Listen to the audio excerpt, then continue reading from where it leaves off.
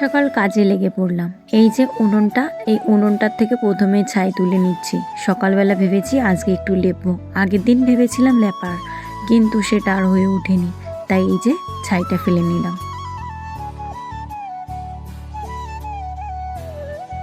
প্রতিদিন হয়তো আমার উনুনটা লেপা হয় না, কিন্তু এই বাসি ছাইটা কিন্তু প্রতিদিনই ফেলি। আর এই যে প্রায় 1 মাস থেকে আমি কিন্তু উনুনেই রান্না ধরেছি।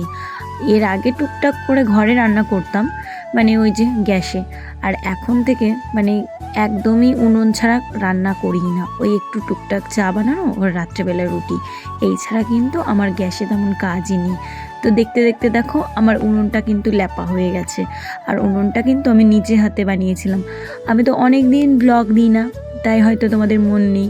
আর এই উনুনটা বানানোও দেখিয়েছিলাম, জানো তো, অনেক মাটি দিয়ে বানিয়েছিলাম। একটা সময় এই উনুনটার উপরে আরও মাটি দিয়ে আমি উঁচু করতে চেয়েছিলাম, কিন্তু আমার পুরোটাই বৃথা হয়ে গেছিলো। তার কারণটা হচ্ছে এই জিনিসগুলো পুরো একদম নষ্ট হয়ে গেছে, আমার সেই মাটিগুলো তুলে ফেলেই দিতে হয়েছে।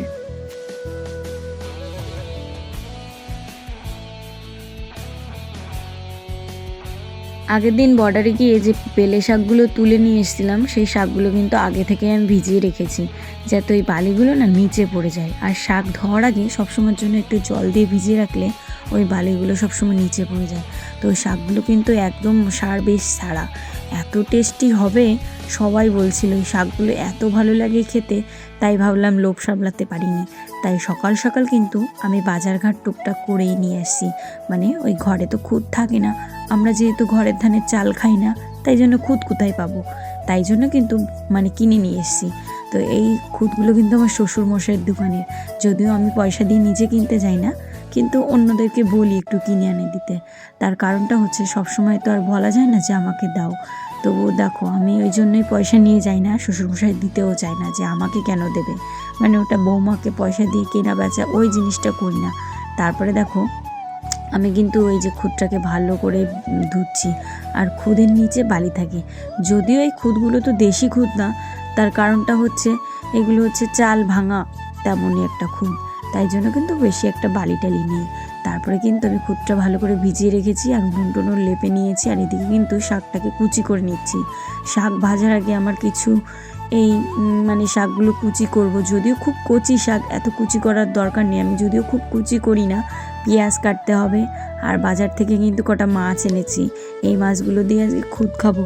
তার সঙ্গে ছোট ছোট পেঁয়াজ, আর আমার মেয়ে বায়না করেছিল যে কাঁকড়া মাছ খাবে, তাই জন্য কিন্তু কাঁকড়া মাছও কিনে এনে আমার শাশুড়িমা দিয়েছে কেটে।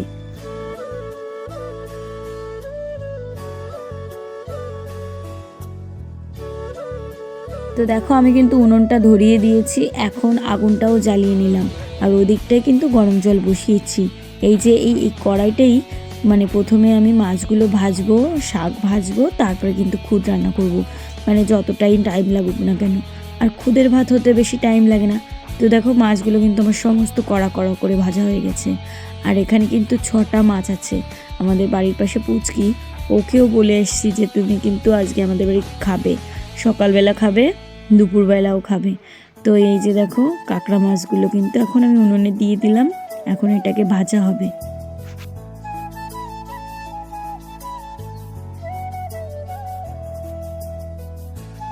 রান্না করতে করতে আমার অনেকটা পরিমাণে জ্বালানি শেষ হয়ে গেছিলো, তো জ্বালানি নিয়ে এলাম। আর ওদিকে কিন্তু আমার শাক ভাজাটা এখন চড়িয়ে দিয়েছি, পেঁয়াজটাকে ভালো করে ভেজে তারপরে কিন্তু আমি এখন শাকগুলো দিয়ে দিচ্ছি।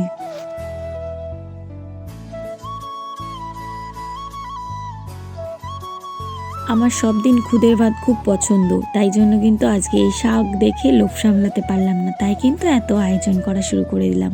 তোমাদের কেমন লাগে খুদের ভাত? কেমন আছো তোমরা সবাই? আশা করছি খুব ভালো আছো। সঙ্গীতাস লাইফে তোমাদের সবাইকে জানাচ্ছি আরও একবার ওয়েলকাম। তো সকাল সকাল খুদের ভাত রান্না করছি, সেই তখন থেকে কাজে লেগেই আছি। এত ধরনের মানে মাছ ভাজলাম, কাঁকড়া ভাজলাম, ওই যে শাকটা বসিয়েছি, খুদটা বসাবো সবার লাস্টে কড়াইতে। তো খুদ খাওয়ার মাধুর্য হচ্ছে কড়াই, হাঁড়িতে করে কিন্তু ফ্যান কেড়ে খুদের ভাত ভালো লাগে না।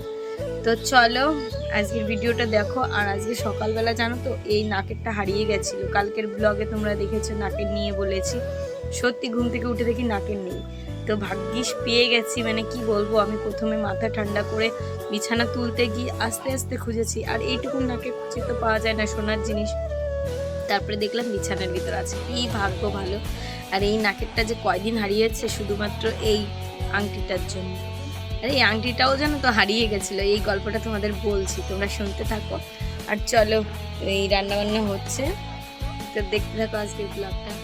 আর কি বলবো, এই আংটির গল্প কতদিন যে হাত থেকে পড়ে গেছে আমি নিজেও বুঝতে পারিনি। একদিন তো আমি বাবার বাড়ি থেকে আসার সময় ঘরে এসে দেখি আমার আংটি নেই, কোথায় গেল। তারপরে আংটিটা প্রায় 1 সপ্তাহ খুঁজে পাইনি। তারপরে আমার দেখি বাথরুমে পড়ে আছে, হয়তো আমার শ্বশুর শাশুড়ি কেউ দেখে দিয়েছিল কিন্তু আমাকে বলেনি। তারপরে কিন্তু আমি পেয়ে গেছিলাম। তো দেখো আজকে কিন্তু সকাল সকাল আমার রান্নাবান্না হয়ে গেল, মানে বেশ একটু টাইম লেগেছে। তারপরে খুদের ভাত ভেবেছি খাবো, আর এই খুদ খাওয়ার পরে না প্রচুর পরিমাণে জল তেষ্টা পাই। অনেকক্ষণ ধরে বসে আছি, কেউ আসে না, মেয়েও আসে না, ওর বাবাও আসে না। তারপরে আমার তো খুব খিদেও পেয়ে গেছে। আর এই জিনিসটা দেখলে মাছ মাংস যত যা থাকুক না কেন সব থেকে বেশি মানে মজা করে খাই। আর এদিকে কিন্তু আমার বড় খাওয়া শুরু করে দিয়েছে। আর এত মানে টেস্টি হয়েছিল, দেখো কিভাবে ডুলে ডুলে মেখেছি। এইভাবে ডুলে ডুলে মেখে না খেলে মজা নেই। শহরের মানুষরা তো এইভাবে খুদ খাওয়ার মজাই বুঝতে পারবে না, তারা তো 2 আঙুল দিয়ে ভাত নাড়িয়ে নাড়িয়ে খায়, আর খুদটা কিন্তু ডুলে খেতে হয়। আর এদিকে দেখো আমাদের বাড়ির পাশে একটা বাড়ি ভেঙে ফেলেছে। তার কারণটাও হচ্ছে ওদের সরকার থেকে ঘর এসেছে, তাই ওরা এখানে ঘরটা দিয়েছে আর এখানে দালান ঘর উঠবে। মানে বুঝতেই পারছো আমাদের গ্রাম এলাকায় সরকারি ঘরের একটা চল আছে, যেটা হচ্ছে কেন্দ্র সরকার না রাজ্য সরকার থেকে দেবে। তো এখানে দেখো কি সুন্দর কলাও হয়েছে। এই শীতকালের দিনে ঘর ভাঙা মানে একটা ঘরকে গুছিয়ে রাখা, তারপরে সেই ঘর ভাঙা মানে কত একটা কাজ বলো তো। সেইটাই বলছিলাম, ওই দিদিটাকে দেখাচ্ছিলাম। আর এই ঘরটা ভাঙার আগে না এই দিদিটা আমাকে আগের দিন বলে রেখেছিল যে আজকে আমাদের ঘর ভাঙবে সঙ্গীতা। সত্যি কথা বলতে কি জানো তো বন্ধুরা, আমাদের গ্রামের লোক না খুব ভালো। তার থেকে বড় কথা সবাই কিন্তু ভীষণ সাপোর্টিভ। মানে আমি ভিডিও করলে বলে তুমি যদি না থাকো মজাই হয় না, তুমি এই জিনিসগুলো তুলে ধরো, কত ভালো লাগে। তো দেখো এই বিকাল 5টার সময় মানে রান্না করব। তার আগে কিন্তু ভাবলাম কি স্নান করার আগে আমি একটু কাজকর্ম সেরে নিই, যেমন মাংসটাকে আজকে একটু অন্যরকম করে রান্না করব। তো তার জন্য কিন্তু প্রথমে মাংসটা কিন্তু ফ্রিজে ছিল, ওই যেদিন আর কি আমি বিরিয়ানিটা রান্না করেছিলাম সেদিন একটুখানি ছিল, সেই মাংসটা ফ্রিজে রেখে দিয়েছিলাম। এখন অর্ধেকটা মশলা দিয়ে তেল হলুদ নুন জিরে কাঁচা লঙ্কা শুকনো লঙ্কা সব কিছু দিয়ে আর কাঁচা আলু দিয়ে এভাবে মেখে ম্যারিনেট করে রাখবো। ওই 2-3 ঘন্টা মতো থাকবে। এখন ওই বাজে 1:30 মতো, আর আমার রান্না করতে ওই 5টা বাজবে। বুঝতেই পারছো আজকে আর খিদে নেই, জল খেয়ে খেয়ে শেষ। বাজে 5:30 আর আমি এখন রান্না করতে যাব, মানে 4:30 সরি। তো সকালবেলা তো ওই খুদের ভাত খেয়েছি, আর তেমন খেতে ইচ্ছা করেনি। ওই মাংসটা ম্যারিনেট করে রেখেছি, তো চলো এখন গিয়ে রসিয়ে কষিয়ে রান্নাটা করি, ভাত করবো আর মাংস। তারপরে কিন্তু এই সন্ধ্যা 5টার দিকে আমি রান্না করতে এসেছি। আমার বরের না আজকে খিদেও পাইনি, আর মেয়েটাকে বলেছি শাশুড়ি মায়ের কাছ থেকে খেয়ে নিতে, আর ওর ঠাম্মি গেছিলো বাজারে। তারপরে কিন্তু দাদাই ভাত বেড়ে দিয়েছে। তো যাই হোক দেখো আমি রান্নাটা শুরু করে দিচ্ছি। তার কারণটা হচ্ছে এখন না খিদে লেগেছে, মনে হচ্ছে এখন একটু গরম গরম ভাত পেলে ভালো লাগতো। কারণ পেটে খিদে লাগিয়ে খেলে না খুব মানে তৃপ্তি করে খাওয়া যায়। আর এই শীতকালের বেলাটা এতটাই ছোট, 3 বেলা খাওয়া দাওয়া করা মানে ভীষণ মানে দুরন্ত হয়ে যায়, ভালো লাগে না আর কি। তাই জন্য মনে হয় একটা বেলা স্কিপ করে দিই। তাই জন্য ওর বাবাকেও বলছিলাম যে পরে রান্না করলে হয় না, তো বললো ঠিক আছে। আর ভেবেছিলাম দুপুরেই করব, তা দুপুরেই হলো না, ভাবলাম একবারে রান্না করব, রাত্রেবেলাটাও হয়ে যাবে। মানে দুপুরবেলার খাওয়াটাই আজকে মানে করিনি। তো এই যে রান্নাবান্না শুরু করে দিয়েছি। আর তোমাদের ওই বাড়ির কথা কি বলবো, আমাদের গ্রামের লোকের কথা বলছিলাম।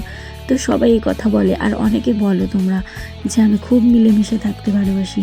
সত্যি তাই বন্ধুরা, আমি সত্যি সবার সঙ্গে খুব মিলেমিশে থাকতে চেষ্টা করি। আমার কিন্তু কারোর সঙ্গে হিংসা, তারপরে 2 নম্বরই কথা, এগুলো একদম পছন্দ হয় না। তো মাংসটার জন্য কিন্তু সব মশলা কষিয়ে এখন দিয়ে দিলাম। এটাকে কিন্তু অনেকক্ষণ ধরে কষাবো। যদিও এখানে রান্নাটা তোমাদের ফুল দেখিয়ে দিচ্ছি, তারপরে কিন্তু আমি একটু মুখেও বলে দিই। তো তোমরা তো মানে মাংস রান্নার প্রসেস তো একই হয়, 2 রকম তো কিছু হয় না, তাই না? তাই জন্য এটা বলার কিছু নেই, এক একজনের রান্নার ধরন এক এক রকম। আর এদিকে দেখো আমার ভাতটাও মোটামুটি হয়ে গেছে, আর এই দিকটাই একটুখানি ঝোল কমাতে দিয়ে দিলাম। আর এই যে দেখো মাংসটার ফাইনাল লুক, খুব সুন্দর টেস্টি হয়েছিল। তো এদিকে দুধটাও জাল দিয়ে রাখলাম, আজকে আর দুধটা খাবো না, ভাতের মার ফেলতে দিয়েছি। তো চলো বন্ধুরা, আজকের ব্লগটা কেমন লাগলো অবশ্যই কমেন্ট করে জানাবে, কিন্তু ভালো লাগলে একটা লাইক করে দিও। সবাইকে টাটা, দেখা হচ্ছে একটি সুন্দর ব্লগ নিয়ে। আগের দিনের ব্লগে তোমরা অনেক ভালো কমেন্ট করেছো।